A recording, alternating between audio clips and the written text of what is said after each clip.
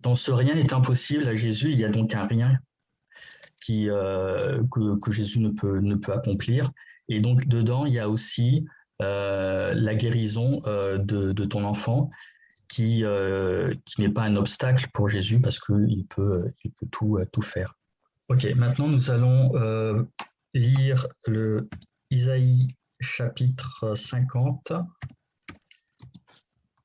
verset 4. Dans ce chapitre, il est dit que Dieu a déjà donné une parole. Il ne va pas, c'est du passé, ce n'est pas au futur. C'est pourquoi il est dit dans Marc 11, 24, vous devez croire d'abord ce qui va se passer et ça s'accomplira. C'est pour ça qu'il est dit que Dieu l'Éternel a donné une langue de disciples et non pas Dieu l'Éternel donnera une langue de disciples. C'est pourquoi l'Éternel a déjà donné une langue de disciple à votre enfant, quel que soit son retard, quels que soient ses problèmes. Quelle est la signification, selon vous, de la langue d'un enseignant? D'accord. Donc la première étape, c'est que d'abord, quand l'élève pose une question à l'enseignant, la première chose que l'enseignant doit avoir, c'est essayer de comprendre la question. C'est-à-dire que quand l'élève pose une question à l'enseignant, le professeur doit avoir une capacité de réception du langage et de compréhension qui soit de très bonne facture. Et c'est ce que l'on rencontre souvent dans chez les enfants, qui ont des retards de développement, c'est qu'on a tendance à constater qu'ils ont du mal à comprendre ce qu'on leur dit.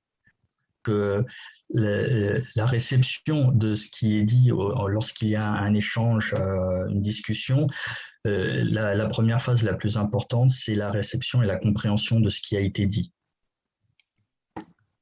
Ok. Maintenant, dans la deuxième étape, c'est les parties cognitives du cerveau de l'enseignant qui entrent en jeu. Les zones qui concernent le jugement, le raisonnement et l'abstraction. Toutes ces facultés donc, que je viens d'évoquer vont entrer en ligne de compte et vont se mettre en route pour essayer de répondre à la question. Donc la troisième étape, c'est que maintenant, une fois qu'on a franchi ces étapes de jugement, de raisonnement et d'abstraction, le cerveau va essayer d'apporter une réponse à la question. Donc une fois que la réponse est trouvée au niveau du cerveau, elle est relayée et elle est transmise à la langue.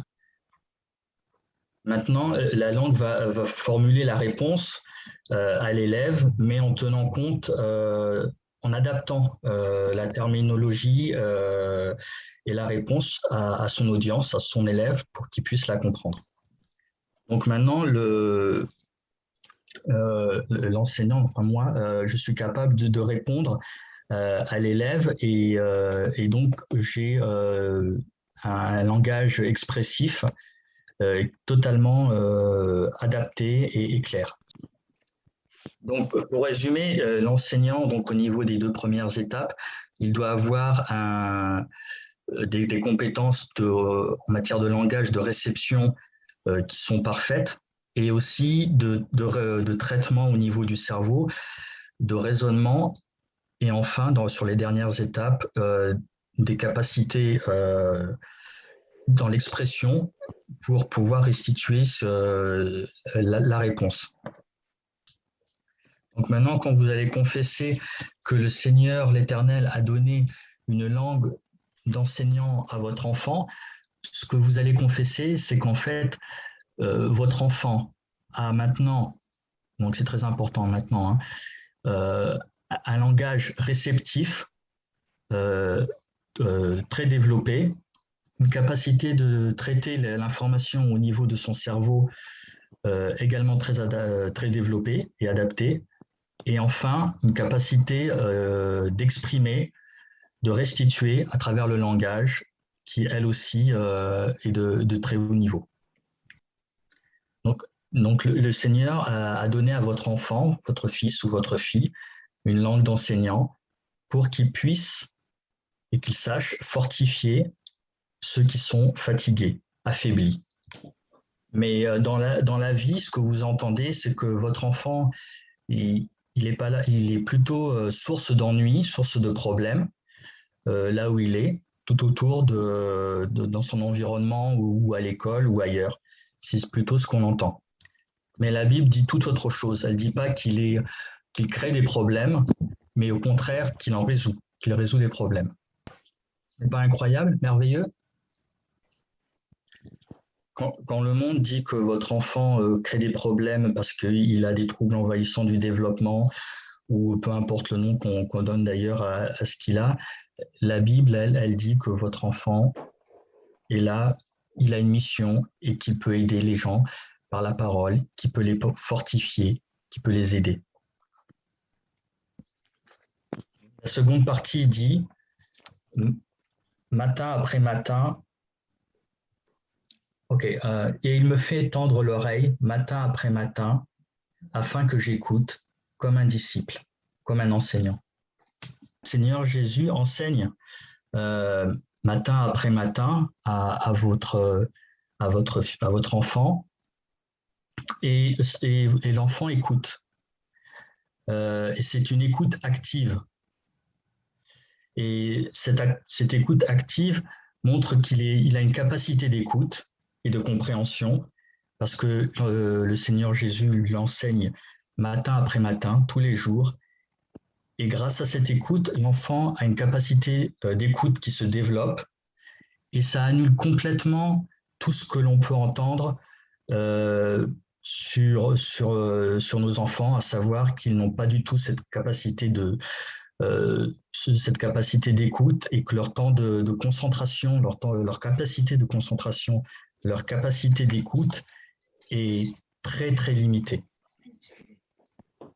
Donc maintenant, votre enfant a la capacité d'écouter, une capacité d'écouter qui est celle d'un enfant dit normal.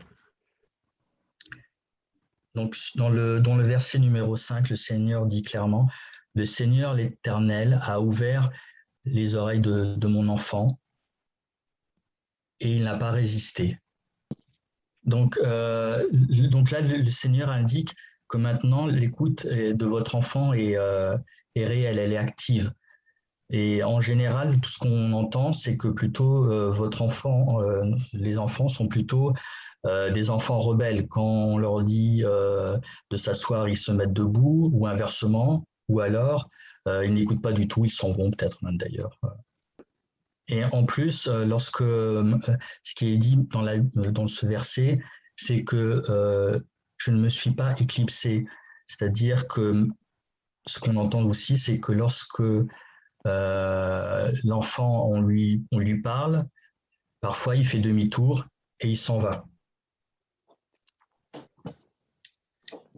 Donc maintenant, quand vous prononcez ce verset, lorsque vous parlez de ce verset, vous dites qu'il n'a pas résisté, qu'il ne s'est pas éclipsé. Vous annulez tout ce que vous voyez, tout ce que vous avez entendu sur votre enfant qui n'est pas capable d'écouter, qui n'est pas capable de comprendre, ou qui même s'en va quand on lui parle. Donc si on revient au début du verset d'Ésaïe 50, verset 4, ok, donc si on fait une application pratique de ce verset de la Bible, donc Isaïe 50, versets 4 et 5, le Seigneur l'Éternel a donné à Sophie, donc en prenant l'exemple d'un prénom que l'enfant s'appellerait Sophie par exemple, le Seigneur l'Éternel a donné à Sophie une langue d'enseignante attentive, pour que par la parole, elle sache fortifier ceux qui sont fatigués. Et il fait tendre à Sophie l'oreille matin après matin, afin que Sophie écoute, comme un disciple.